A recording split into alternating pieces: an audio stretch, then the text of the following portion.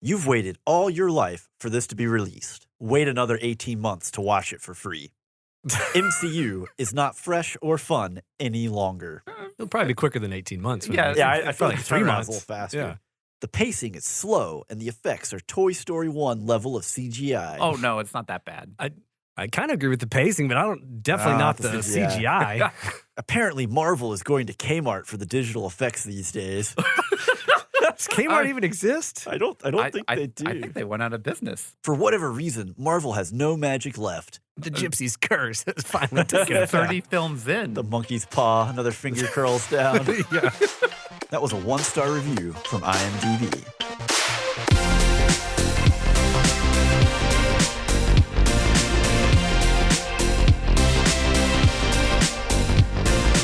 Hey everybody, welcome to the show. This is Spoilers Intended, a podcast about series and films.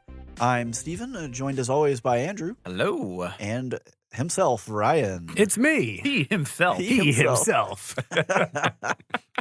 This episode, we are discussing Black Panther Wakanda Forever, Marvel's latest entry into Phase 4 of shows. The final entry of Phase 4. Apparently so. I honestly thought Phase 4 had more to offer than this. I had hoped it would have. I just assumed that this was like halfway through because nothing has happened. Yeah, right? And then you got a trailer for Quantum Mania or whatever. And I was like, okay, yeah, this fits with, Multiverse Mania, Madness, all this. Yeah, okay. No, that's apparently Phase 5. Yep.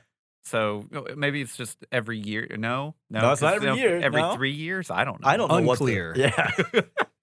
Kevin, when they us. decide. We need to know. Kevin comes downstairs with his robe on.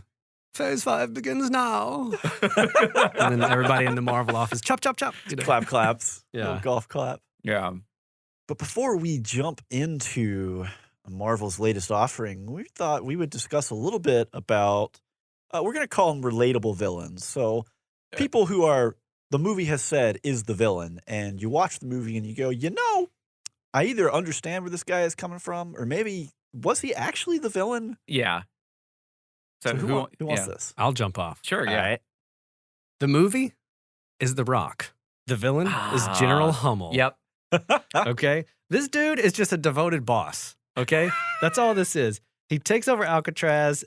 The whole goal is to get compensation for families of soldiers that have, fallen under his command. Combat, yeah.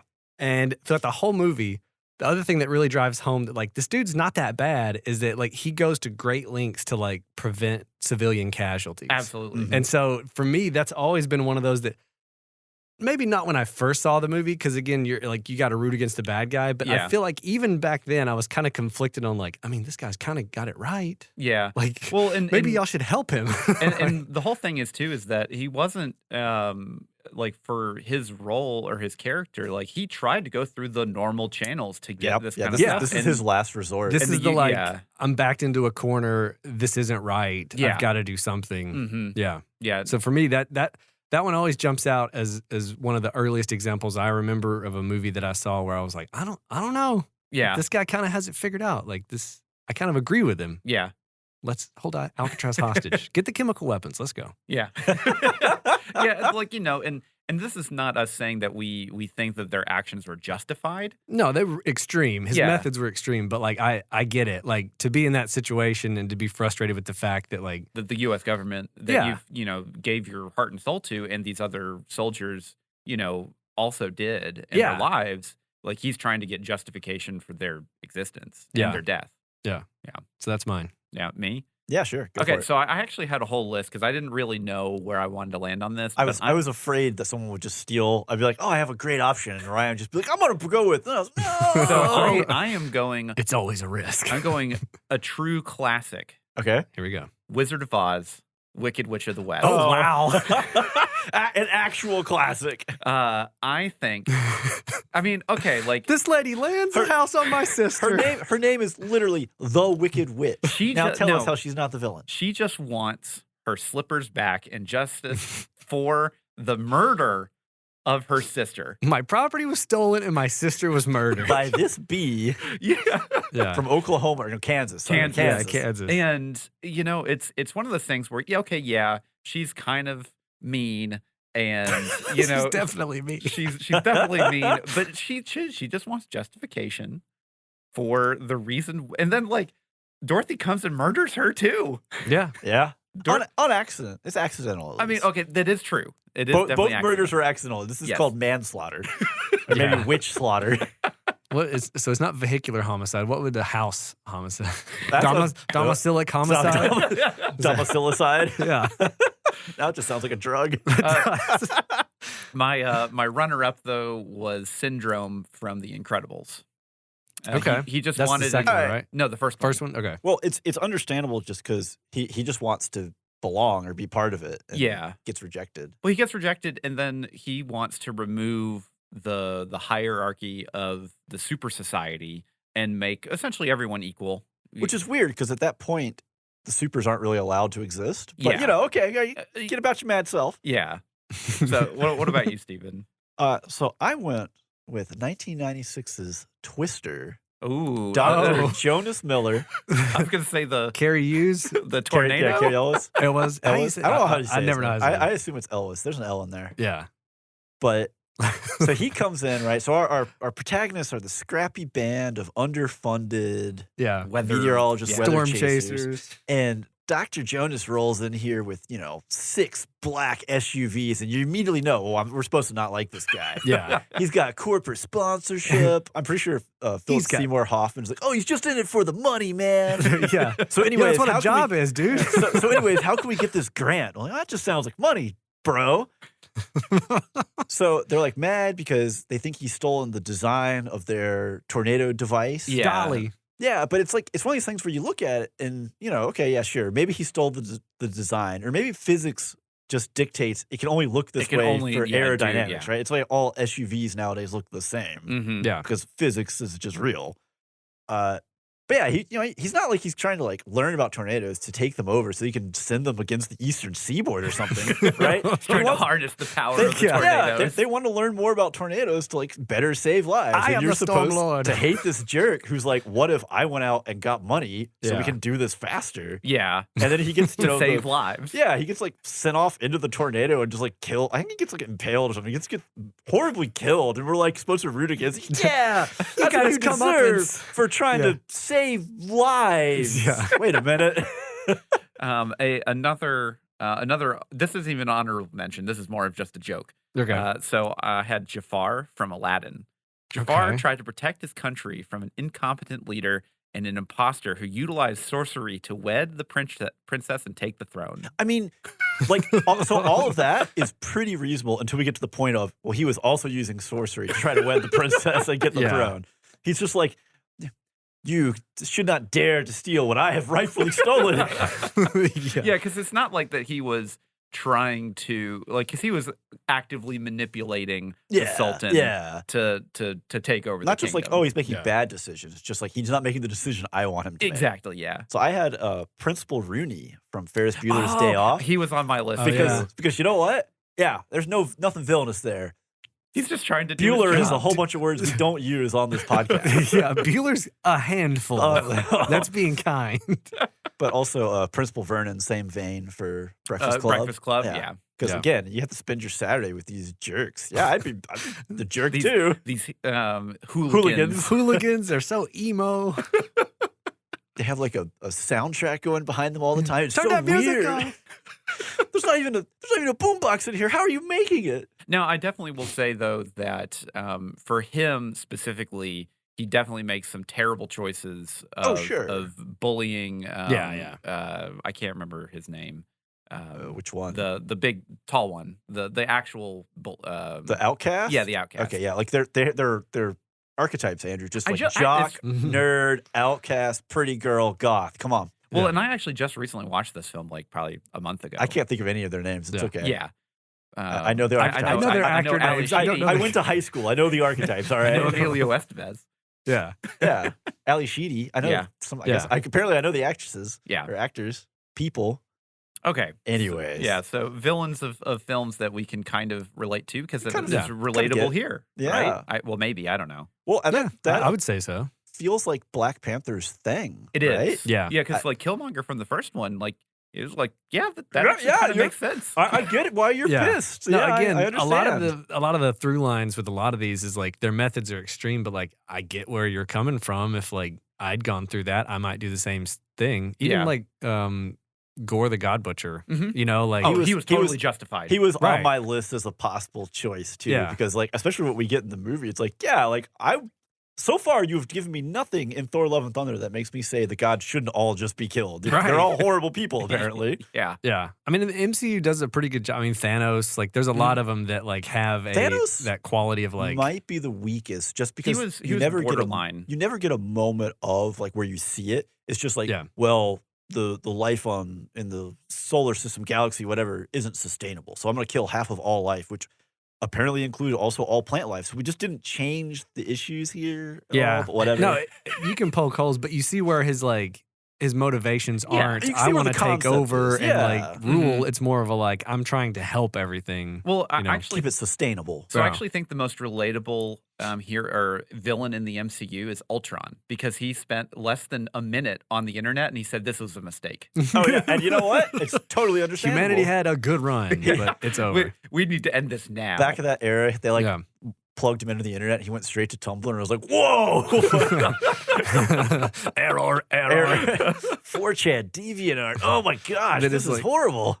Puppet cutting his strings, whatever James Spader said at that point. I think Kingpin on the Netflix series too, like there's definitely moments where you're like, man, this guy's just trying to kind of clean up things doing it the crime way. Like even Kingpin and Spider-Verse.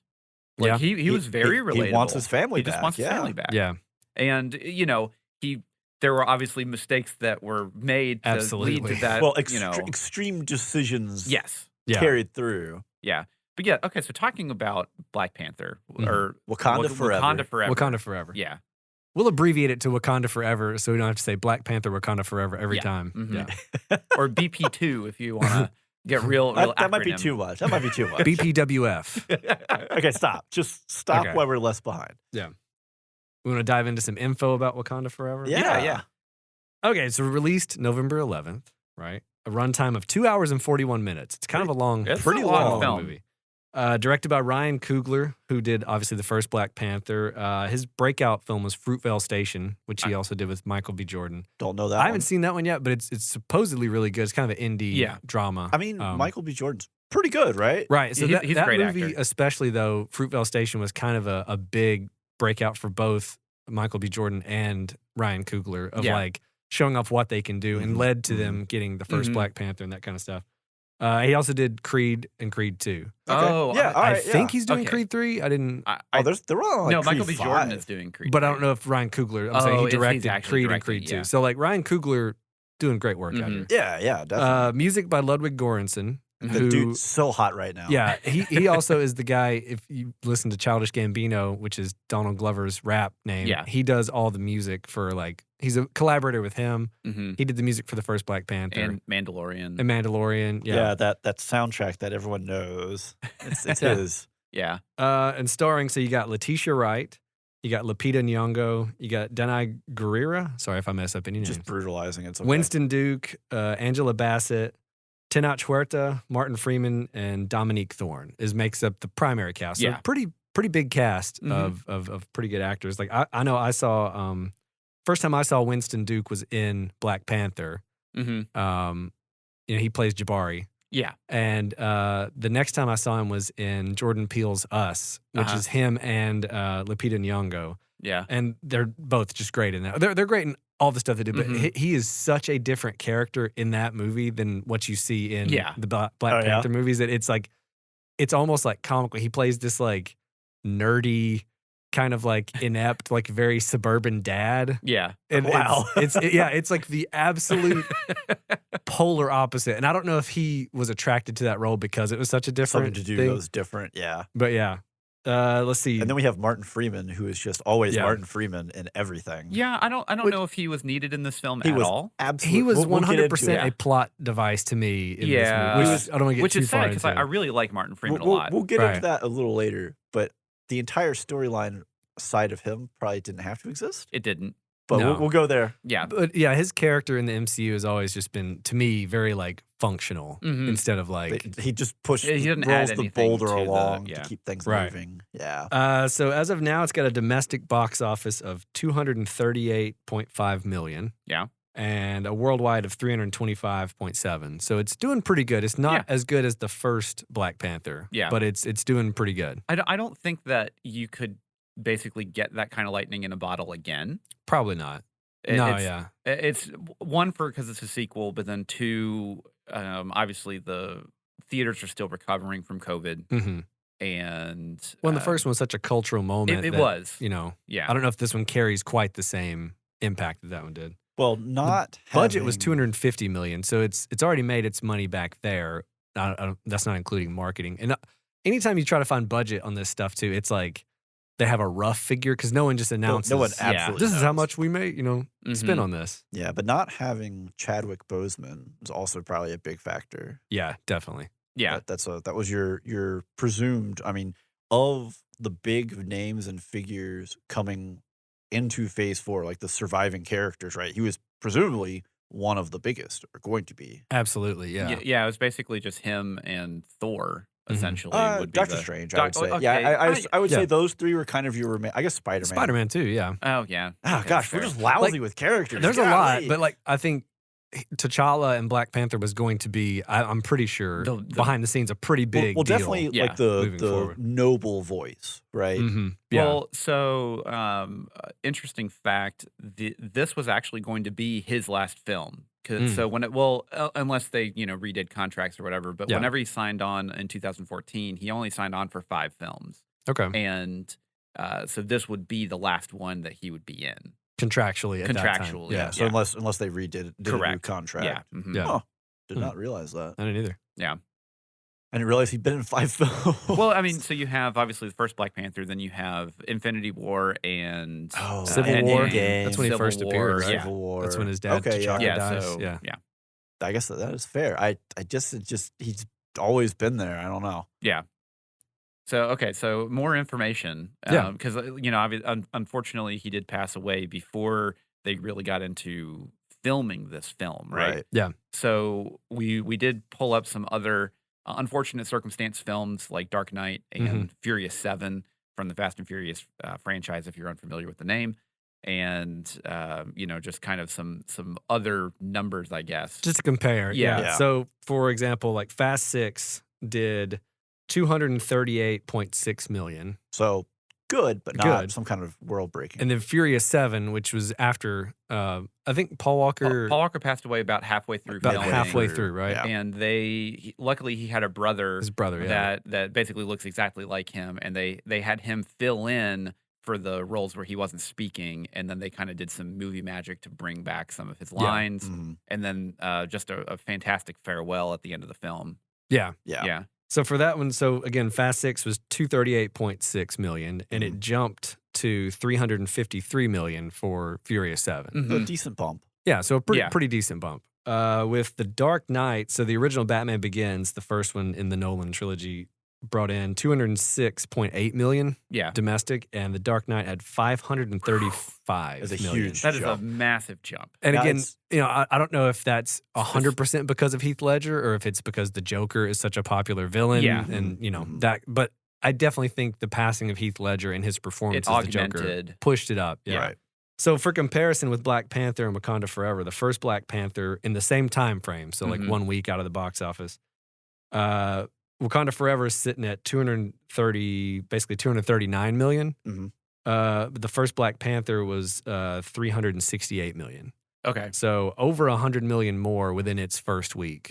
So again, that could be chalked up to theaters still recovering. It could be chalked up to, it's a sequel. Well, it's a sequel. He's just not there at all, right? I mean, they don't do. Kind of thankful of the fact that they didn't do any CGI to bring him back. Yeah, no. Luckily, there was no like CG Chadwick Boseman talking to anybody. Well, I was really worried. It was a really good. I felt it was very honorable to him. Tasteful. Yeah, very tasteful. It's definitely the word that I kept going back to. Yeah. So just looking at the rest of the Phase 4 movies, like the ones that have already come out, So Black Widow started things off with only 183 million at the box office. With its huge debacle about simultaneous release. Yeah, that was, again... That doesn't really count. That one is an outlier because it's very weird how the release went. It was right as COVID was still, and it was keeping theaters contentious closed. just because Disney got sued by Scarlett Johansson. Yeah. For good reason. Yeah.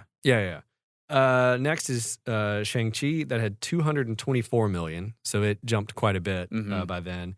Eternals drops down to 165 million. Yeah.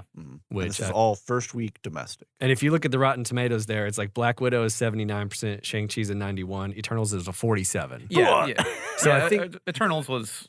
I did not enjoy Eternals at all. That was quite a drop personally. But after that, we got Spider-Man No Way Home that jumps up to 804 million. Well, now, 805 million if you round up. That has so many factors going for it. Tons though, of with them. bringing the other spiders back, etc. Like, I would go see it just for that, even if I wasn't an MCU guy. Yeah, just to see it. Yeah. So if you remove Spider-Man No Way Home as an outlier, right, because it's just obscene, Doctor Strange Multiverse of Madness is the highest one so far with 411 million. In the first week. Yeah, in the first. Well, no, that's total box office. Oh, that's total box office. I'm sorry. If we look at first week, let's see, Doctor Strange is like 274 million, so it's still ahead of Wakanda Forever at this point.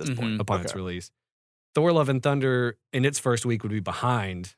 I think it was. That's not shocking. It was pretty low. The total for Thor: Love and Thunder was 334 million. So we're almost there already with Wakanda Forever. Yeah. So Wakanda Forever is I think tracking along. It doesn't look like it's doing quite as good as Doctor Strange, and definitely not as good as the first Black Panther. And I definitely think that, especially because we're going into the holidays, this is before Black Friday. It'll probably keep tracking for a while. It's gonna probably have a long tail really on well. it. Yeah. Cool. All right. Well, we've already been kind of talking a little bit, not just numbers and info, or maybe we've given a little bit of an impression, but let's get a little deeper in, spoiler free, and just kind of talk about what we liked, what we didn't like. Me, I'm gonna let Andrew. Kick it off, Andrew. Go for it. So I actually really like this. Okay. I do have some problems with I'll say the final act of the film, which had a lot of narrative issues and also some poor CGI at the end. But pretty much the first 3/4 of the film was honestly really, really fun, and I enjoyed it. It didn't feel like a Marvel film. And then the final act happens, and you're like, oh, yeah, that's where we are. Yeah. Yep. Namor. Namor. He was a great, I'll say, villain. He's not really a villain. He wants to burn the surface world, so I think on some levels, so he was really good. The acting, honestly, was pretty fantastic throughout the film, I thought. And, very tasteful homages to Chadwick Boseman, both at the front and at the end of the film, which, and I'll fully admit, I'm not a big, Fast and Furious fan, but at the end of Furious 7, I cried like a baby. Oh, really? Oh, yeah. He cries for anything. I'll cry for anything. Okay. And I definitely got emotional both times in the film for this. And I have no emotional attachment to Chadwick Boseman at all. Yeah. Outside of just, great actor, by all reports, stand-up guy, young, unexpected death, right? It's just, oof.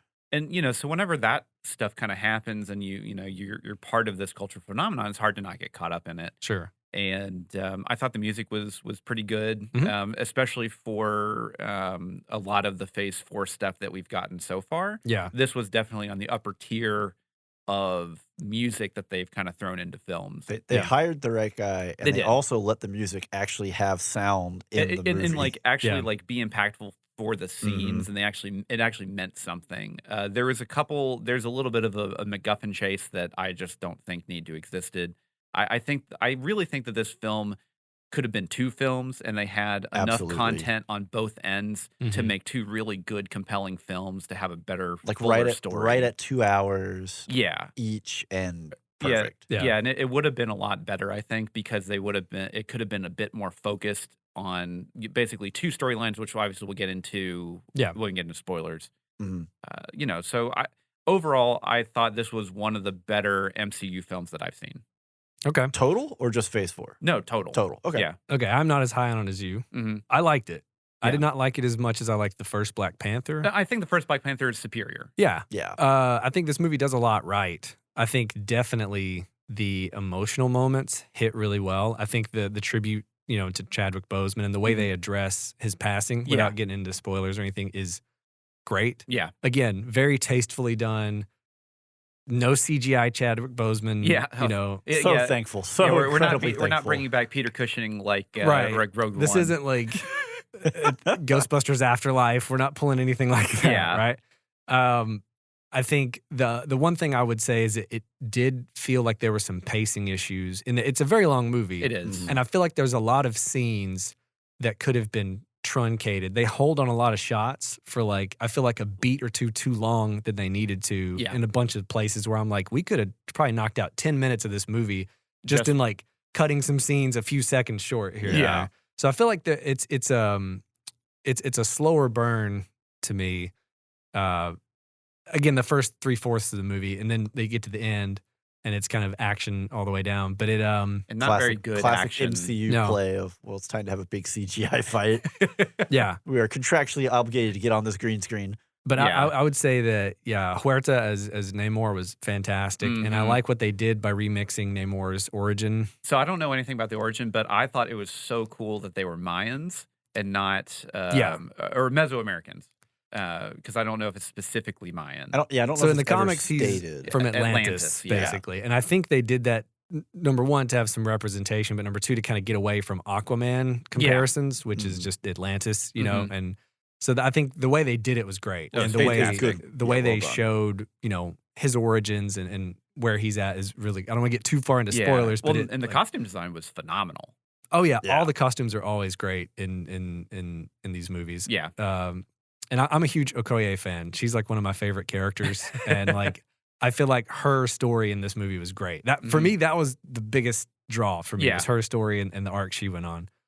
But yeah, I liked it. It just wasn't I didn't like it as much as the first Black Panther. And of Phase 4, just looking at Phase 4, I would say it's probably in my top 3 for sure. Yeah. Yeah.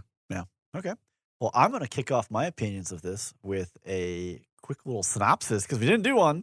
Oh yeah. I was sitting here listening to y'all talk. Went right past that to the details. Missed my cue. So for this movie, Queen Ramonda, Shuri M'Baku Okoye, and the Dora Malay, I do not know how to pronounce their names. You're doing okay. The women's guard. We're going to keep going. Fight to protect the kingdom of Wakanda from intervening world powers in the wake of King T'Challa's death. As the Wakandans strive to embrace their next chapter, the heroes must band together and forge a new path for their nation. Yeah. Pretty straightforward. Yeah. So like Andrew said, I do think this could have been 2 movies. It feels like they had a good plot set before Chadwick died. And then they had to kind of build that in. You have to justify it somehow. Right. As opposed to if if this was his last movie and he's in it the whole way and then he rides off into the sunset at the end, that works. You can make that work, right? Yeah.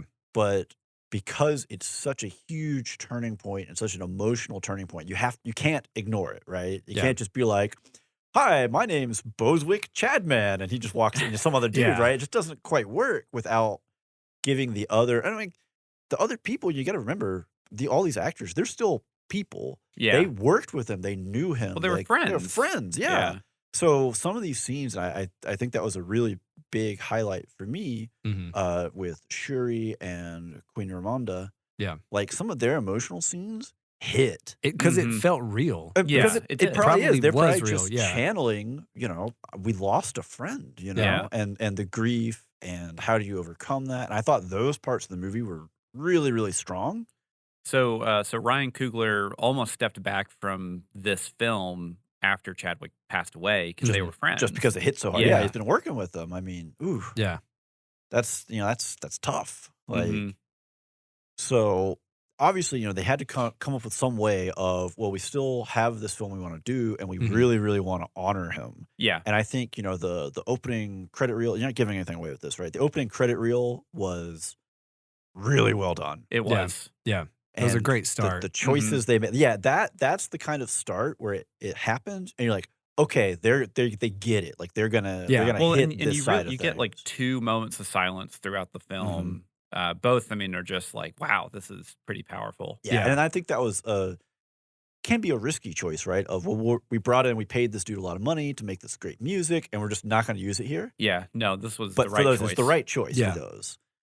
But yeah, I mean, overall, it was more Marvel, right? There's a lot of Marvel here. End of the movie is an unfortunate amount of Marvel, and also really just something Disney has just fixated on lately that I'm gonna bring up past spoiler wall. Yeah, I'm so sick of this, but it was good. I enjoyed it.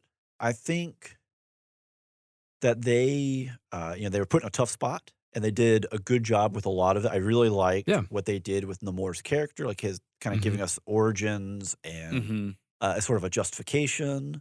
I do think that there is a trend right now of realism in underwater scenes that needs to just die in a fire because I can't see anything. Stop pretending that you are Game of Thrones and put some lighting. There were a lot of very dark scenes in this movie that was, where I couldn't tell what was going on for a minute. Yeah. And there's a lot of shaky cam in the action. Yeah, which is present in a lot of Marvel movies. Because they don't know how to fight. Yeah, there's a lot of scenes where I was let down because there's other action scenes in this movie that are well done, and so it's like it's just weird by comparison when you have some earlier in the movie that aren't that great and some later that are better, and you're like, what changed? The second unit director, what happened here? The final showdown with Namor and Shuri actually was quite good. I did like that part. That actual fight, yeah. There is another part that is concurrently happening that was issues. Really, really bad. We'll get there. Yeah. I wouldn't go that far. It was really, really bad, but it was pretty bad. Jarring to me, it was definitely the weaker. It's jarring in comparison. Yeah. Especially since they were doing it at the same time, so you could just immediately compare it. Yeah. All right, so, go ahead. Oh, no, I was going to say, obviously we've talked about our general thoughts and everything like that. We haven't brought up the score because we're not doing scores anymore. Yeah. Yeah, we decided it's a little bit too much of we get too focused on the actual number as opposed to actually just having more good discussion about, what we liked, what we didn't like. Yeah.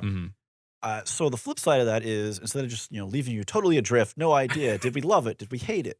Instead, we're going to go around and talk and basically go, would we recommend this movie? Would we rewatch this movie? Yeah. And kind of leave that as our basis of judgment. Yeah. And then once we go past the spoiler wall, obviously no scores, just kind of more discussion. We're still sticking to the same rubric of spectacle, performance, score, plot, entertainment to kind of drive the discussion. Yeah.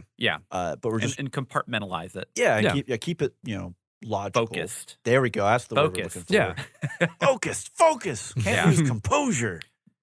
But we just wanted to. We're trying to move away from that just because there are also some other films that we do want to review, or maybe second seasons of shows that you can't really it's hard to put numbers to it when you already have a number assigned to the first season of something. It's apples and oranges too sometimes where we review a movie like Weird and then you review Black Panther and you're like, well, Daniel Radcliffe acts like a madman in Weird, but he's doing really good. So do we put a score on that? And then what if that score is higher than the score for something serious? I think it removes some of that, issue so we can just review whatever we want. But it's just something we've run across when we've done some of the the Bond films. Obviously, we didn't put scores on that because we were just like, how do you judge any of this? Yeah, because at some point you're like, well, these people are acting very campy, but this is how people acted back then, and for the time period, it was great. Well, it removes us having to grade on a curve with a lot of stuff, right, to give account for stuff, and then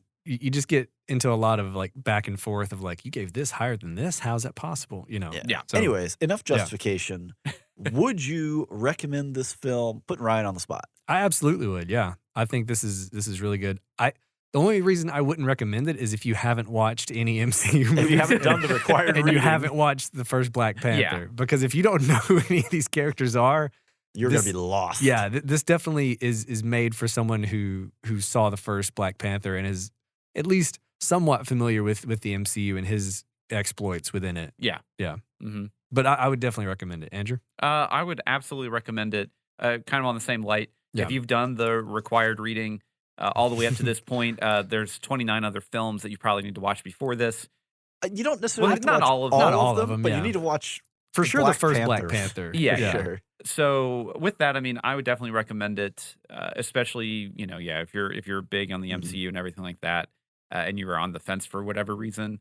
Oh, it's a must watch. If you're an MCU fan. Well, if Phase 4 has been kind of maybe letting you down, then this is definitely a breath of fresh air, right? Mm-hmm. Yeah, and I don't know if I would rewatch this, and I did enjoy it a lot, but I don't know if I'd rewatch it mostly just because of the emotional weight of Chadwick Boseman passing away, and like Steven said, I'll cry at anything. Yep. And I remember we rewatched Furious 7, like I'll say about a year ago at this point, and it was just full on. The waterworks were there. It was so bad at the end of that film. I would probably, not because I had any type of like emotional attachment to Paul Walker.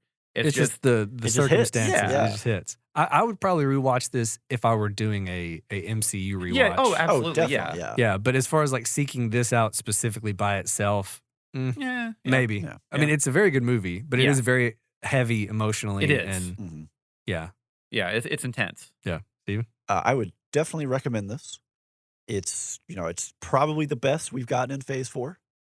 I would say so. If it's not the best, it's number 2. I mean, I guess I don't really count Spider-Man just because like that's also not a fair comparison. It's such a cultural phenomenon on its own. It's tough to like quantify that. I would definitely say that this, and I hate to say it because the reason why a lot of the emotions get trapped in it is for what it is.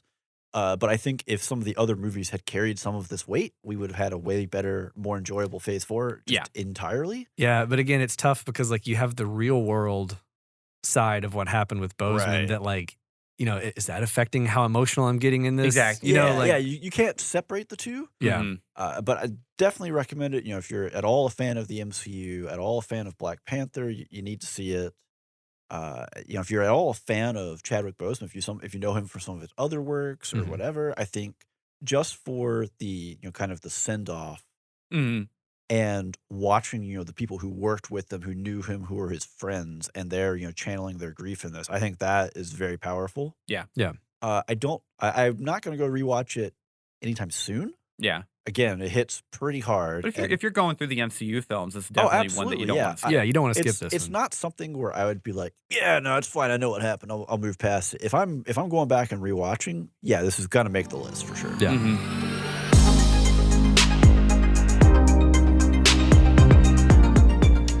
So some of you may be gearing up right now to get out there in those crowds and battle the Black Friday masses for your crummy toaster. Elbow to elbow with just absolute animals. Just go punch someone in the face for a PlayStation. That you did, I'm not going to say it for the PlayStation. But I need that VCR. Yeah. You punch someone in the face for a toaster did you really need it? But it's on such a great discount. It toasts so good. But if you're like me, you look at all that from a distance. You're like, yeah, that's great. I'm going to stay at home. To the top of your ivory tower. Look down upon them. Look at them fight amongst themselves. Drinks his tea. Well, that took a turn. Did I become the villain? You're a relatable villain. A relatable villain. Relatable villain.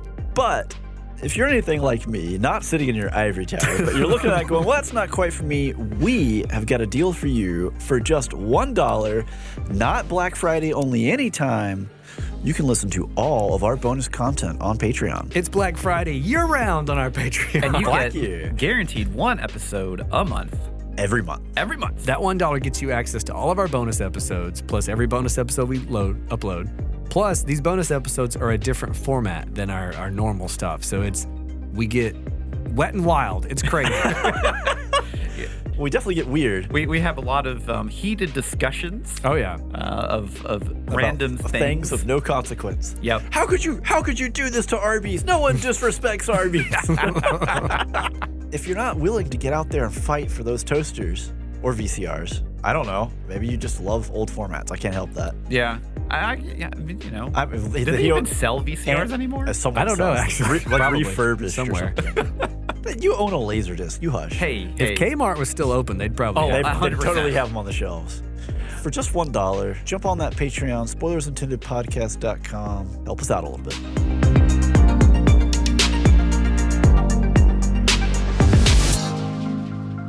Alrighty, everyone. Welcome back.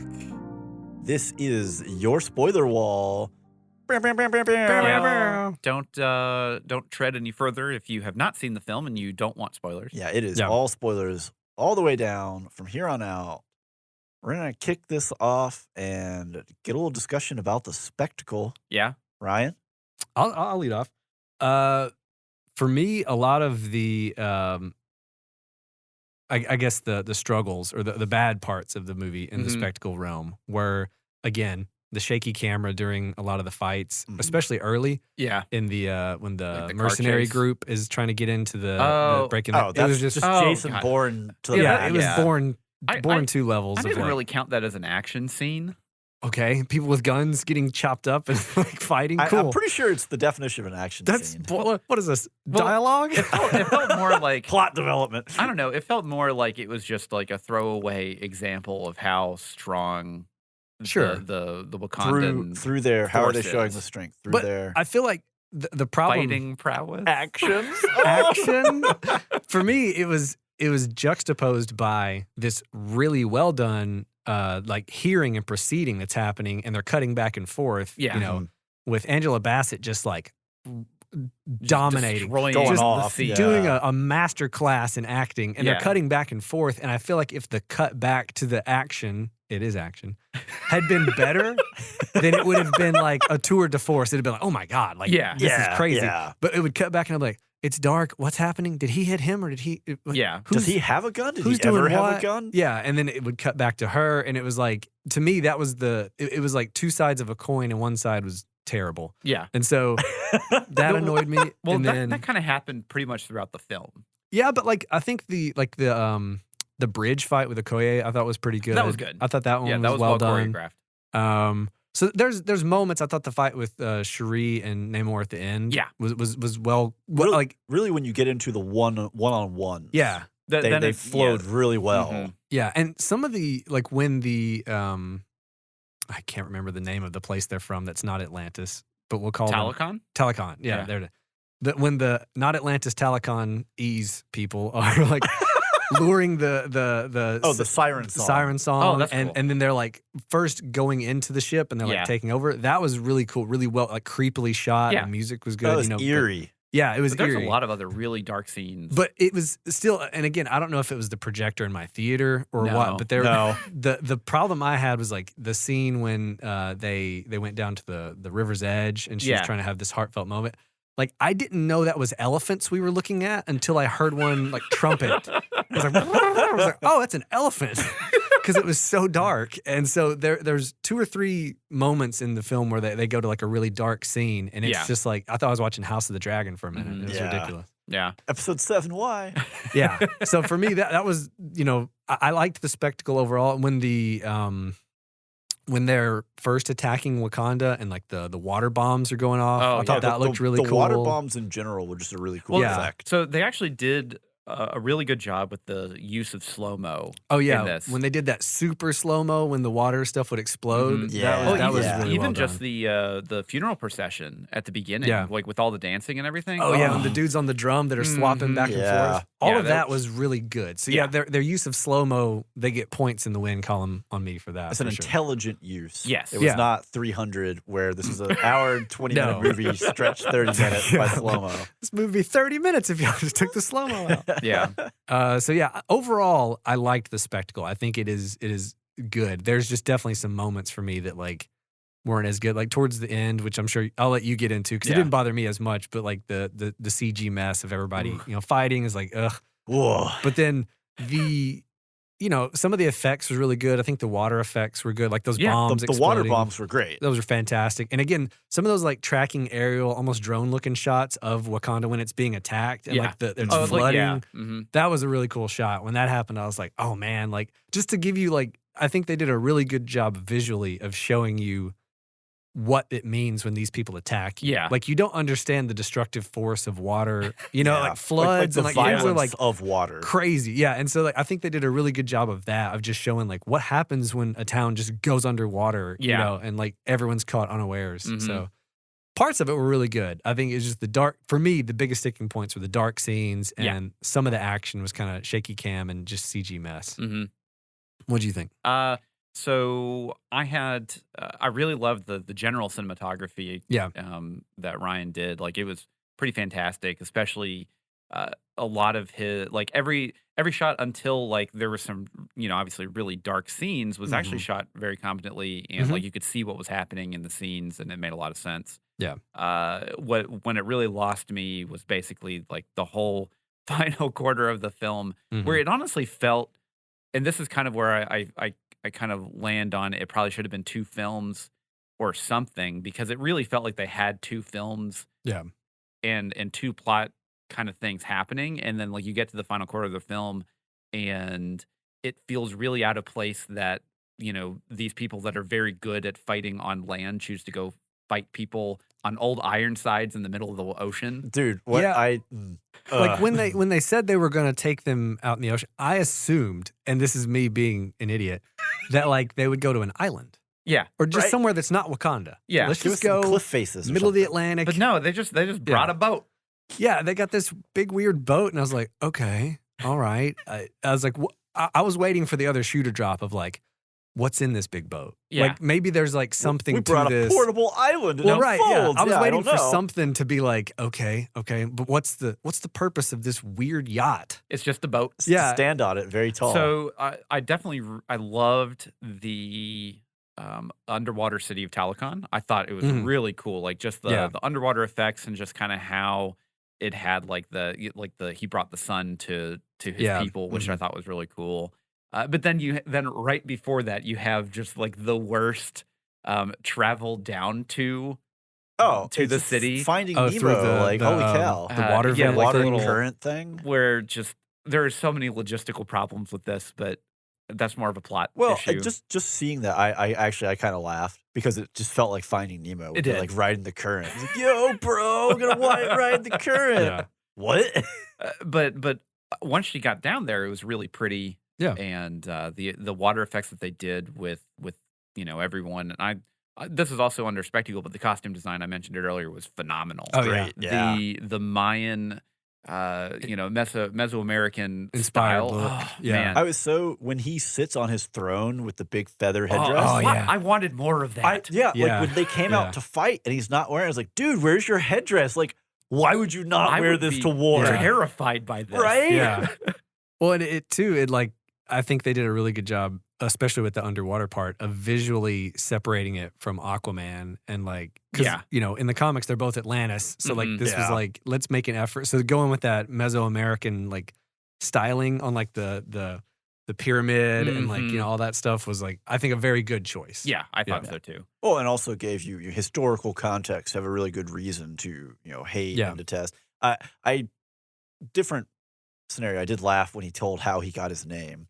But we'll ignore that one. That was a little weird. That's more Yeah. plot. Yeah, that's for further in the review. Steven? So CGI for the most part was competent, right? Like we're Mm. praising the water effects. I don't know. The Iron Man suit from Riri did not Well, look hold good on, at all. hold on. We'll Yeah, get that there. was- We'll get there. That I have There were several problems. things to talk That about. looked with like they just were like, just Iron Man, but like give it some bigger swoops and curves and call it a day. But that's what her costume in the comics looks well, like. that is a yeah. problem, yeah. So, because she's Ironheart, yeah. which is just an Iron Man Analog. replacement or whatever. We'll get I into guess. it in We'll get plot, there, but yeah. the MCU has an Iron Man problem. Oh, Let's it's continue. boy, do they they. have a Let's continue. technology problem, but continue. Yeah. But for the most part, CGI, the water, because water's pretty hard to do. Like of all the things It that we is. say we're gonna animate, mhm. water exploding out is a tough thing. Because everyone knows what water What looks water like. looks like, yeah. Yeah. And you really want to, as Ryan said, you want to present the weight and the force that water has. Oh, the water behind bombs are it. so cool. Oh, it's really, and like when they all hit the big glass with the queen standing there and it breaks through, it's just like, Mhm. Yeah. oh, that's a good shot. Well, when you like look at it on paper and it's like, and then he throws a water balloon at somebody, you're like, how do I make this intimidating? And they did. Yeah. They made the worst water balloon on earth, and it's terrifying. the kind of water balloon you would want for the summers with your younger brother. Like, Yeah. yeah, I'll show you. Yeah. I mean, it's cool because it's like they didn't even have to explain it, but it's like they fit, 50 million gallons of water into a grenade. It's like it's compressed and it water. has to explode out, you know. Yeah. And so that idea is like that's buck wild, and I loved it. But as soon as you see it, you totally understand what they're doing. Yeah. I loved all of the like the orcas and the whales. I thought that was a cool. It's just kind of the alien feeling of the way things move through the water was really well done. Yeah. They really could stand. Namor goes through this whole bit about like, well, I brought the sun to my people. It's like, well, then could we have illuminated the rest of this at all? Like, everybody's just bumping into each other. I can't see anything. We're trying to play basketball down there. Oh, the like the Aztec. They throw it just keeps floating. Oh man. Yeah. Who brought the rubber ball? I know we keep saying like Aztec and Mayan, but I think it's just Mesoamerican inspired. They picked up a lot of different things, I think. Yeah, because there's a couple different bits in there. Because like some of the actors did learn a subset of Mayan language for the film, but then there's a lot of Aztec influence that they pulled from. Yeah, it's all the same kind of the same visual influence. It is at the end of the day, but it's just that area of the world and time frame, which is really cool. And you don't get a lot of that on screen, right? Like you just don't. It's kind of like World War I, right? It just doesn't come up when people are going to do a film. Oh, we're going to do a film about the Aztecs. It just doesn't happen that often. Yeah. So it's cool to see that style and the costumes on screen, and just general representation. Yeah, the diversity of it, of just going away from just the generic whatever Atlantis is. Who's whatever we want it to be. He's Greek, I really like that. Let's move it further west or whatever and just have something different. And that was cool. I liked for the most part, the way Namor moved. Oh, yeah. Like, he was snappy. See, that was something that I was like, in the worried about. In the comics, he's got the winged feet, and I'm like, are they going to do the winged feet? That's going to be weird. It's going to be weird. And he like does this hop, and I was like, are they going to do the hop? And then they did. I was like, that looks way cooler than I thought it was going to. Like the way he fights not in the water was really fun. Yeah. Like it felt natural for a dude that just has winged feet. Just freakish abilities. Yeah. So I really like that. I think they did a really good job. And like when he like goes back into the water, he like shoots into it, and really emphasizes like, man, this guy can move. Yeah, I mean he's essentially a god. Yeah, I mean basically that's essentially how he's being looked at. But yeah, I mean the initial scene where we're introduced to them, right? Really eerie, and it's dark, and it's kind of almost a horror movie. Yeah, of them being siren called into the water or whatnot. I thought that was really well done, and having the darkness there is appropriate. Yeah. But then as we go, like it's no longer a mystery who these people are. Like the scene. Like I really like the stylings. I like the costumes. I want to see some freaking light on them and let me see some color. Like, come on. Yeah. So that was probably my biggest complaint. I do wonder too, Avatar, The Way of the Water hasn't come out yet, but like I wonder how much of that informed. Like maybe they were going to have a lot of iridescent underwater scenes, and they were like, it's too close to this. Overlap, because seeing trailers of that, it's very bright, right? And that is the kind of lighting I would prefer. Just so you can see it. And then you know what? You're coming out ahead of Way of the Water. Then you can just be like, well, they copied us. Like, come on, you know. So moving on to performance. The performance. Yeah. I'll go ahead and start. I thought everyone did a pretty much phenomenal job. I mean, like for the main characters. There's one character that stuck in my craw. Continue. I guess I don't really count Riri's character as a main character. That says a lot. She was really grating for me. I think her problem. Well, you finish your thing. I don't want to jump in. But yeah, like I'll definitely Tenaquera, he did a phenomenal job at being you can empathize with him. But also a force of nature. Oh, yeah. He has that kind of like that smoldering temptress. Yeah. Kind of got like. The smolder. Yeah. You get to see him like talking to Shuri, and he's like trying to convince her, like, help us out. And it's like, oh, wow, this guy's actually, he's pretty good. Like, you start to get right there with her, like, yeah, man, help him out. And then he turns. When he gets in Angela Bassett's ear, when she gets him on the thing, and he's like. On the beach. Threatening her, it's like, ooh, okay. This guy's kind of scary. I don't know. But yeah, Angela Bassett was just another standout. She, just tour de force. Yeah. Every scene that she was in was just like she dominated it, especially whenever she's dressing down Okoye. Oh, that scene in general. Oh, yeah. Woo. Yeah. Denai is really good in that scene too. Again, I'm a huge Okoye fan, but yeah, that scene specifically was like, oh my gosh. Yeah. But yeah, I think the things that we didn't need, unfortunately, I didn't think we need Martin Freeman at all in this plot. But I think that's more of a plot thing than a performance. Competent performance. He is he's believably that character. Just none of that was needed. We could have saved an easy 10, 15 minutes. Yeah. Julie Louis-Dreyfus just showing up, which I know that she's been introduced in earlier TV shows and stuff, but this is her first film appearance, I think. I think so, yeah. And it was just, I just see her and I'm like, Elaine. Yeah. So it's hard for me to get see that the out of my Elaine dance head. just happening. Yeah. Her being the big boss and also his ex-wife, that was fun. Yeah. Yeah. Just for a different movie. Yeah, just for a different movie. Yeah, Black Panther I wish they had done just a little more with it. Yeah, just because one of the two. Yeah, but again, that's probably more in plot. But his performance, I thought was fine. It was fine. He did what he did. It was nothing he did was bad. I guess. Yeah. All right, so I'll leave it open to the floor. Steve, you want to jump in? You want me to go? Oh, I can go for a minute. So the main character, the main people who feel the loss of T'Challa. Yeah. In Shuri, Letitia Wright, and Angela Bassett and Ramonda, their whole interactions with each other. Oh yeah, perfect. This is so I'm sure there's some personal feelings, personal emotions being channeled here. But wow, that for a Marvel movie, that is some emotional feels. Yeah. Well, and there's definitely a lot of channeling of their own personal grief of losing a friend into this, and you can definitely tell that that was a driving force for a lot of these scenes for them. I mean, just any of the scenes where they were emotional and crying and you could just feel it. It was really well done. Yeah. Winston Duke as M'Baku. I love that. I love that character since the moment they showed him on screen in the first Black Panther. 100%. He's great. Everything about that character is just great, and it's an archetype of character that I just love in general.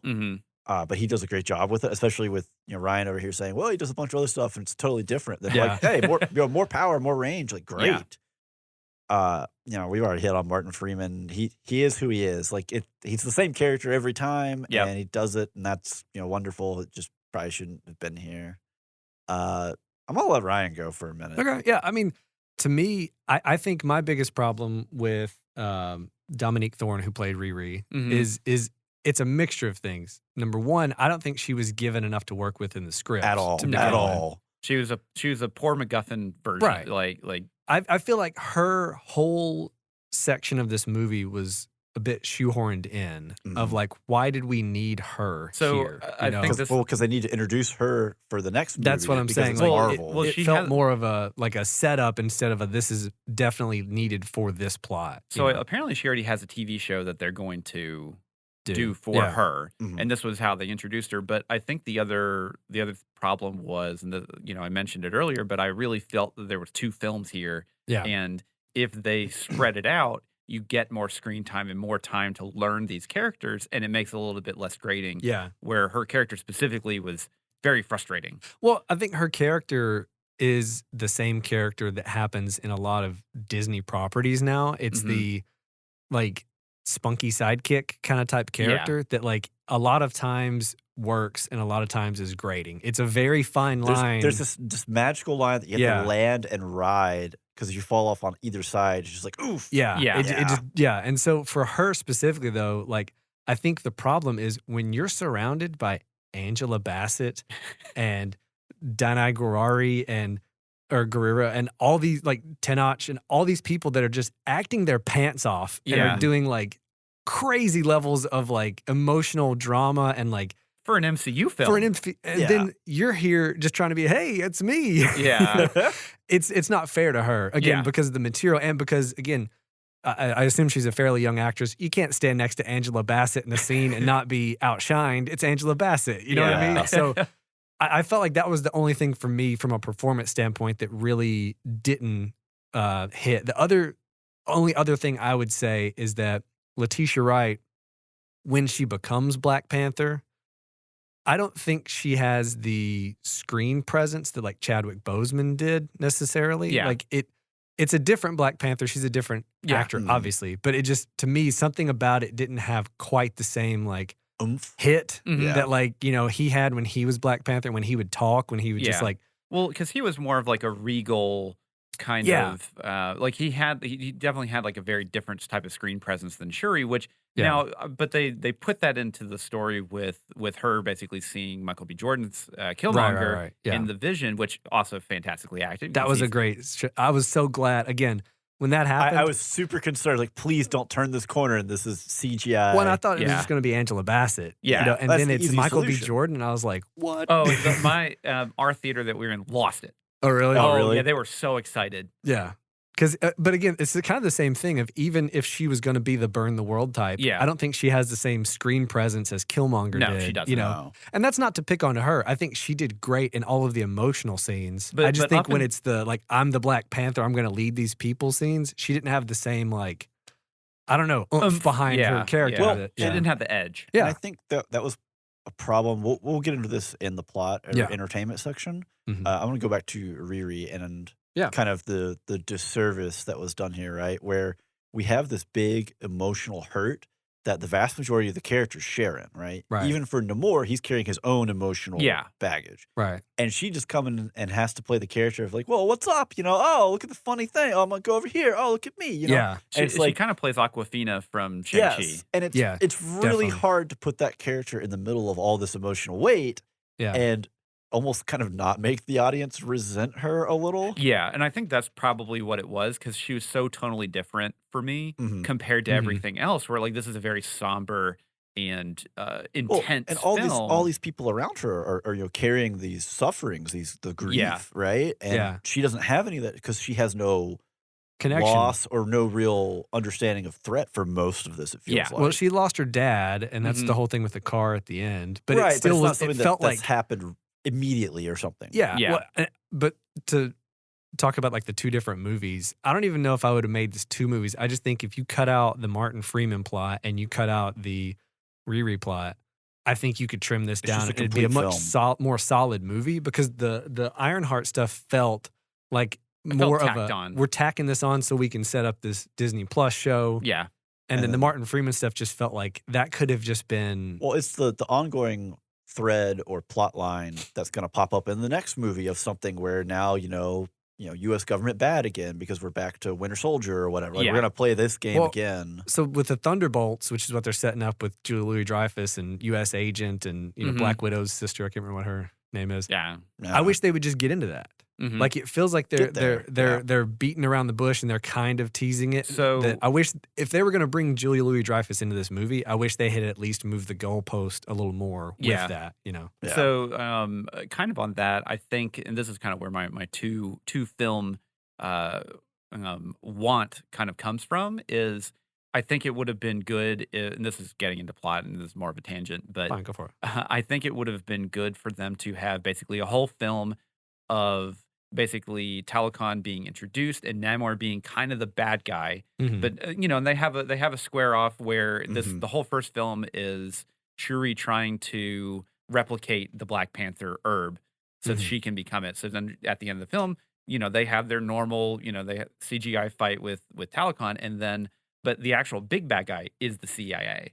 Right. And then for the second film, everyone teams up and, hey, America bad again. Yeah. And like that would be kind of where they go with it. Yeah. Yeah. But they, you know, it felt like they were trying to touch too many different storylines and they should have just made it a little bit. Well, it felt like we ended up with so many characters, and it may just be without someone like Chadwick on screen whose presence, you know, demands attention, that there was no central focus for the film, and that struggled a little bit, especially since we lose Angela Bassett's character, you know, midway through, which is one a you know really I don't want to say dangerous. I was actually surprised that they killed her, but then at the same time I'm like, ooh, man, shocking that's a choice. But like at the same time, like you want to like put some oomph into your story. That's the way to do it. That's the way to do it. Well, like, especially for Shuri, who's lost, you know, her brother. Her father, her mother, her whole family, and just like succession, just like back to back to back, essentially for these characters, and it's just brutal. And especially because the last thing that she gets to say to her mom is like, "I'm going to do whatever I'm going to do." Yeah, like, and that's no closure for her at all. Yeah. Well, before we get into plot, because we're Yeah, we're we're flirting like with going it left into and it. We're right. hungry for some plot. Let's talk some music. Let's talk about some score. Yeah. Yeah. So Ludwig Göransson, right? So hot right now. Did a fantastic job. I think for Marvel as a whole, this is some of the better music we've gotten. Definitely. And not just in terms of the way it was used, because I think it again, they had a really emotional subject for a lot of this film, and they put music in the right place or took it out to make it hit. And also, for the nations of, Wakanda and the other one whose name I'm not going to attempt. Talokan? Is that it? Is that what I'm going with? Yeah. Okay. I don't know why my brain will not hold on to that word. It won't, Oh, see, I was so excited. 'Cause I was like, Talokan. I like that name. It's a good name. It's a cool name. Yeah. Talokan. But for these two regions, because they're very different and have a lot going on culturally and just kind of visually, we have really good music behind that. That's Unique really music. unique. Yeah. Yeah, they do a good job to make each different, like when we're in one area versus another, stand out. And I thought all of the music in the heartfelt moments and the way they the moments of silence every now and then, like the not use of music was like all that was really well done. I think my only drawback to the score, and it's not really even I'm being nitpicky here, is just that there wasn't any one track that stood out so much that I was like, I want to go re-listen to that specific song. Yeah, it didn't have like the Infinity War and Endgame Alan Silvestri edge to it. Yeah, but it was still. But Ludwig Göransson doesn't really make those kind of themes very often. Like you have like the Mando theme, which is very iconic. Yeah, but I think it's hard to add one of those into like a sequel film. Well, and I don't even know if this movie needed one of those. I don't think it did. I just think like the Doctor Strange Multiverse of Madness, I liked that score. There was actually a few tracks that I was like, oh, this is cool. This one felt more of a it is 100% appropriate for the mood. Yeah. But I don't know that it's like a soundtrack I would put on necessarily. No, I wouldn't put it on. Yeah, I haven't gone back and listened to it just on its own. But for the most part, it just felt like it was really well used and very appropriate as opposed to be like, yeah, it's a banger, Right. Yeah. And I basically felt the same way. I thought it was definitely some of the better MCU film music that we've had. It stood out as being not generic, I guess. It didn't feel generic. It felt unique to the film, and that's a good thing. Yeah, even the action scenes, the music had a unique, I don't know, just a different feel to it. It's like they were using different instruments, and it had it didn't feel like generic action. Orchestrated score. Yeah. All right, so now to the score plot. has been managed. Yeah. Let us board our Civil War Ironside, sail out to the middle of the ocean on our tall boat for no reason. Let's get into this plot because what are you doing? There were a lot of problems with this film's story, and this is where I really feel that the two films would have done it so much justice. Well, because again, I think it's crazy because some character arcs are very well done. Yeah, like Okoye. Yeah, I liked her whole arc in this film because again, it's tough to dissociate it with the other films that have come before it. But you've seen her; she was super close with T'Challa. You've seen her grow. You saw her husband betray everybody. She had to go through that. Imagine not siding with your spouse. Yeah, how hardcore you got to be down for Wakanda to be nah, my spouse is dead to me now. Yeah. And then just seeing in this movie her being nah, let me have Shuri, we'll go out in the field, and then her being taken and her emotions in that chamber. Anytime she cried, I felt it hard. I don't know why. I don't know what it is about Denai and when she emotes, but it just that's when I got the most choked up was when she was upset at the funeral and when she was in the throne room getting just dressed down. Yeah. So that was really good. But then you have the inconsistent this boat that just goes out. I see why they were trying to get him away from Wakanda. Yeah, but I get that logic. Don't go and fight the people that are very good at fighting in the water. Well, it's not even in the water. It's literally hey, we brought a whole bunch of people whose specialty is not fighting in water and put them on a platform that could very quickly, if anything goes wrong, the platform is in the water, right? And they're middle of the ocean. Yeah, you went out in the middle of nowhere, and there's got to be an island. Yeah. Right? Stuff like that kill, and like we're wholly reliant on this one sound beacon thing that apparently we've tested. We're ready to go on. It drives away all the animals because again, we took a really tall boat out and just like, I dare you run a whale into it and see what happens. You know, like well, I kept waiting to see what's inside the boat, and we never really do. And I'm like, it's a tall boat? It's got to be full of something, huge, right? You stuffed. Is it just a bunch of cabins? Everybody was just sleeping on the ride, pretty much, and then they all came up to the top. That's it. This is your. There's fighting no turrets platform. on the outside, or like I feel like there was also missing technology that should have been present. That I was like, couldn't they have had like? I feel like there's like multiple things that could have been on this boat that I've seen in the city of Wakanda. Y'all could have just picked up and carried with you. That like, would have made the fight a whole different ballgame. They have no problem just jumping out and being like, "Yeah, we brought guns. Deal with it." You know? Exactly. Like, oh, what's that? You could fly? Cool. We put this person in a flying machine. Let's go. Like we see this over and over and over again. Like, where is that here? Is very bizarre. When I was waiting for the back of the boat to open up and some of those like, you know, Wakandan jets to come out. Things come out. And be like, okay, here we go. Yeah. Nah, we got like the one.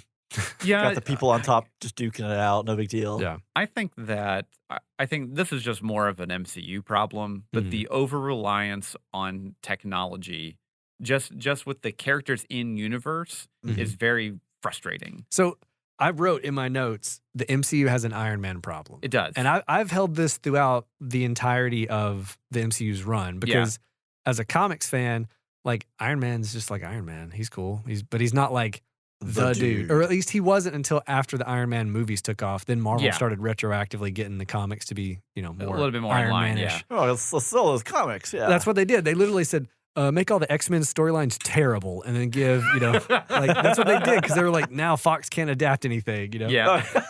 And then as soon as they bought X-Men back, they did. As soon as they bought X-Men back, baby, the X-Men are popping off in the comics again. That's like incredible. That's mean as all get out, y'all. But they did my X-Men dirty for like a decade. Iron Man, like my least favorite part of the Spider-Man movies is when he's relying too much on Stark tech. Oh, yeah. Because it doesn't feel like Spider-Man. It's not Spider-Man. Yeah. And so I'm like, okay, this is different. And in the context of the universe and his like a relationship with Tony, it works. Yeah. It just, for me, I'm like, I don't want Spider-Man to have this like scientific suit, you know? Yeah. And then you get to this movie and it's like, you know, I know we're doing the Ironheart thing, so we have to develop that. Yeah. And it's like, okay. But then Shuri just makes like 2 random Wakandan Iron Man suits for Okoye and I can't think of the other character's name, but like the 2 of them, I'm like, we didn't need this. Like they're flying around just doing Iron Man stuff, and I'm like, they've got the HUD, the heads they do the in helmet view, and I was like, no, let that be Iron Man. Let that be the thing that makes him special. Because if everybody can be an Iron Man, then what does it matter? You know, like what's the benefit of having an Ironheart? Like, cool, we got 5 of these suits. I can mass produce these things now. You know, like I don't know. To me, that's always been an issue for me with like the over reliance of that in helmet HUD shot of the Iron Man stuff. Yeah, you know, and it's clearly they found something that works. Yep. And the people like the in-helmet shots. Yeah, and they go real hard onto it. And unfortunately, I think it definitely detracts from a lot of the film because whenever someone fixes a plot point and to move on to the next plot point via fake technology inside of their universe, it's just like, man, that just doesn't really feel very satisfying because they didn't think about it. Like they didn't come up with the solution. The computer came up with the solution. Like the AI did, you know, whatever. Yeah, that's annoying. Yeah, and that always just detracts a lot from the films from me. Yeah, and this one definitely did a lot of it it's as pretty, well. Pretty egregious. Yeah, and it's not great. Well, and like Okoye, again, I hate to keep just coming back to her, but like when she loses the fight on the bridge and then she's going to rematch that dude, I wanted her to straight up take the dude on one-on-one with no suit. Like as they were before. I wanted her to have figured out how to beat him, to handle him, not like now I've got superpowers because Iron Man suit. That was one of the bigger sticking points for me because like it's going to happen. You know that they're going to have a showdown because they've done it twice now up until this point, and then you're just like, oh yeah, here we go. Oh man, like. Now it doesn't feel like anything because it doesn't feel as like David and Goliath anymore. It just feels like, oh, well, you just got an Iron Man suit that solved your problem. Yeah, just went downtown or like, hey, yo, hook me up, let's go. Yeah. And now this isn't to say like the fight with Shuri and Namor at the end that feels earned, except for her being stabbed through the stomach and Disney, you have vital organs in your I feel like we need to take every producer and director who works for Disney and be like, this is anatomy. You have all these important vital organs. Like Obi-Wan is just like, stomachs are just like an empty sack, right? You just go right through it, no big deal. It's not like your spine runs down through the middle of your torso, right? Yeah, when she was like stabbed right in the center. And then I know. when she snaps the spear, like she like smashes the spear in half or whatever. Like, can you imagine how much force you're just driving into your body by doing it? Like, it made me like I was very, very uncomfortably. sad. Yeah. But then like I understand, like you could hear the little the nanobots, trying to heal her and that kind of thing. Sure. Technology but even then, again. It's like, come on. Just give me something else. You were impaled by a spear that's at least an inch thick. I thought she was going to die. I thought she was this is bold as all get out. They're going to kill the second Black Panther as soon as she's alive. Yeah, this is going to be nuts. I was like, I like this choice. And Baku was about to be the next Black Panther. Like, what's going on? Well, and like I thought maybe it was going to be like, maybe that's what turns Namor away from his quest, is like seeing this girl and like maybe she has like a last plea to him or something. He's like, oh my God, I am just I'm kind of wailing on this girl. Like, what's wrong with me? I also had a problem with, and I get it, it's an MCU film, you have to fight, but Namor wasn't a bad enough guy to where they had to fight to come to a like basically an amiable conclusion of their conflict, I think. So you think they could have just talked it out? They could have just talked it out. Yeah, I mean, you have some element of kind of the paranoia that goes along with his 100%. upbringing, his experiences, et cetera. He watched, Spanish settlers, colonists. Yeah. Do their thing. Yeah, murder, so many people. The so many Spanish is pretty terrible, Yeah, they were. But, it's one of those things where I definitely feel that there was some level of he wasn't a maniac. And he clearly, like, this is one of the films that this is the first film that he is introduced in, and they're going to bring him back. He's going to show up. Yeah, there's no way he doesn't show up So later. this was also the first time I think that a villain was given the introducing Terra Huerta as in the credit roll, meaning that this was the first of his films. He's like the credit was introducing such. So he is definitively will be in multiple films. Yeah, and I'm fine with that. That's great. I am too. He was fantastic. I just hope they build better stories, right? In general, because this one was a little rough. Again, we had the 1.5 movie problem. I don't know. Ryan doesn't like 2 movies, so we're going with the 1.5 movie. I think either way, something needed to happen. Yeah, this movie feels a little overstuffed. So whether that's cutting stuff to make it one movie that's solid, or spread it out across 2 movies, it does have that problem of like there's just a extra beat or 2 going on that could have been peeled off or put into another movie. Yeah. I mean, basically all of Martin Freeman's line, that whole plot line that we didn't need it. Could have gone away. Yeah. You could have probably just taken Ironheart whole hog out of this and put those 2 pieces together in another movie, right? Yeah. And I feel like you probably could have done, well, this is, the death of King T'Challa, and then the emotion, the grief, how does Wakanda move forward? Kind of like it. So I get where they didn't want to do it, right? Because internal power struggle is what they just did with Killmonger, right? So you don't want to go back to that as your storyline. Yeah. But you could have some power struggle, introduce Namor as the existential threat. Yeah. And that it's like, hey, we need to get this figured out. We need to get our house in line because there is another bigger, badder, scary out there. Yeah. And then that's the impetus to settle this. And then next movie we have confronting Namor, right? Or something like that. Like I feel like they could have done a lot better, and it would have felt, again, this is 2 hours and 40 minutes long. Yeah. And it probably that 40 minutes is probably asking a little much. 35, 40 minutes is asking just a little much of this movie and audiences. Yeah. Okay, I got 3 like random things I want to bring up about plot before we move on. All right. Okay, number 1. Technically, I think Namor may be the first mutant we've seen on screen. Because he is in the comics. In a film. He is a mutant. Yeah, he helps the X-Men out a lot of time. He says it in the film. Yeah. Scarlet Witch is supposed to be a mutant, but I don't know if if they'll like retcon that when they do work the X-Men in, or what they're going to do with that. But so that's they very much ignored the relationship there. Well, Miss Marvel, she's a mutant, right? Yeah. So there's a lot of like that going on. Does that count as a which TV show? Yeah, that's the thing. Is like I don't know how to balance this. I don't know how it in works. film, technically it would be Scarlet Witch, but we don't know if she's actually. If they're going to say If she's they're actually sticking to that canon. Yeah. Number 2, at the end, is M'Baku going to be the new king? Is that what I inferred from that? He walked out as the challenger. I would assume so. Who's he challenging? Himself. Anyone who steps up. If no one steps That's right. up. Okay. Yeah. So Cherie's just like, I'll be the Black Panther, but I don't want to be queen. I think that's probably what it is. I do think that's where they went, and I think that's a fine choice. I think that's the actual choice that needed to happen. Yeah. Well, because she, like, I hate to say that, but like, kind of how her character was introduced to us, right? Originally, she's the kid sister, the sidekick, the technology innovator. She was never given the kind of the gravitas that Chadwick has as his character. Now we do have T'Challa's son. So that was my third point. That's now. How do you feel about T'Challa's son? I gotta say, we just watched House of the Dragon not that long ago, and they introduced this kid. Like, what are you doing to the line of succession here, people? This is gonna cause so much internal strife. Well, my problem was more like just it felt tacked on and weird in some levels to me because it was like, okay, very cute kid, by the way. Kid's adorable. Yeah, kid was adorable. Kid's great. But I was like, okay, hold on. So her mom did know about this kid and did visit this kid. Then why did her mom act all weird about Lupita Nyong'o's character not coming to the funeral if she knew that she wasn't coming because of the kid? The kid, yeah. So what is that? And then when she's talking to Okoye and she's like giving this excuse about why she didn't come, I'm like, that's probably partly true. But then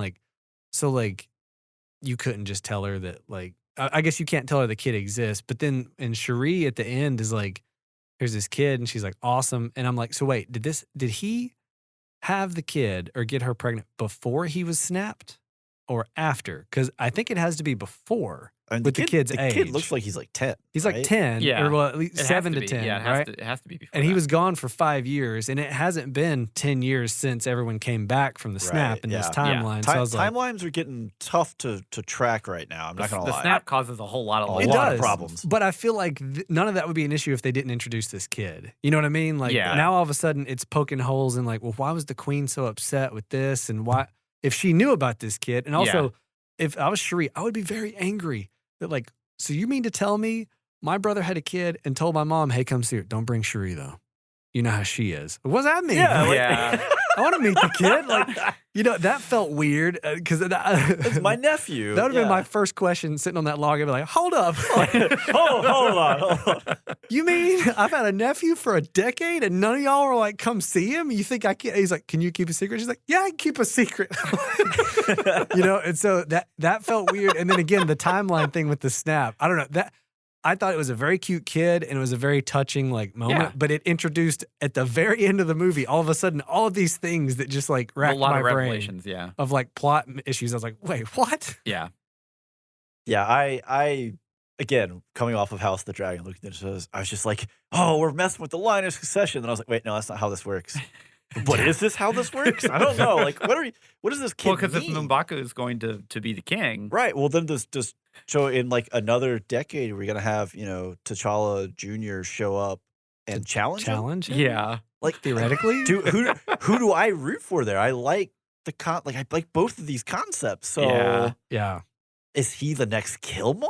Like, what's going to... No, don't say that. Yeah, We'll see.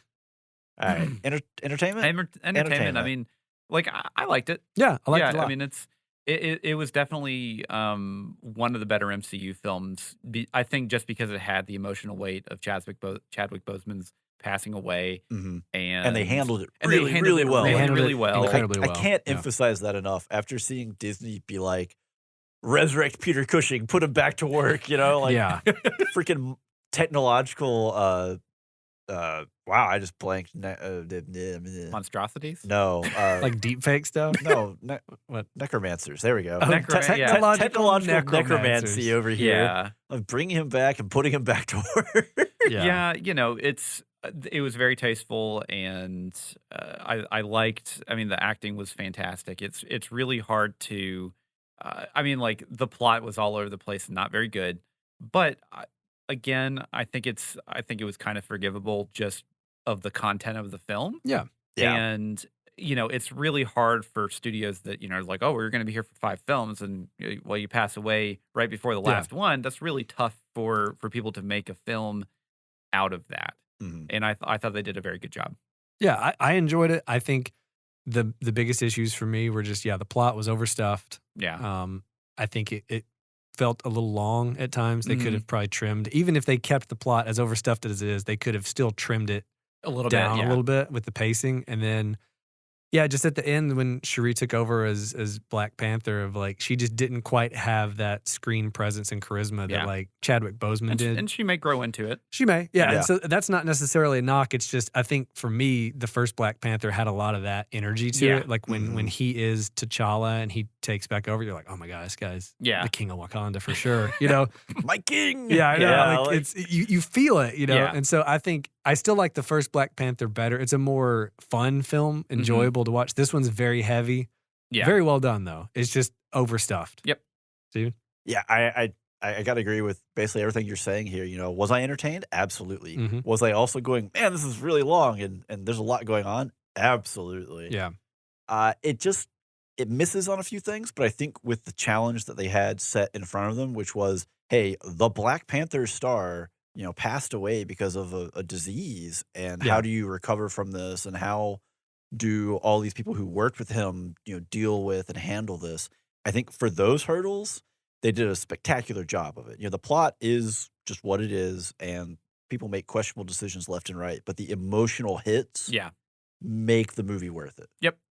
At the end of the day. And again, it's a great send-off and a tribute to Chadwick Boseman as well. Yeah. I think, playing the hand they were dealt, they did probably the best job you can.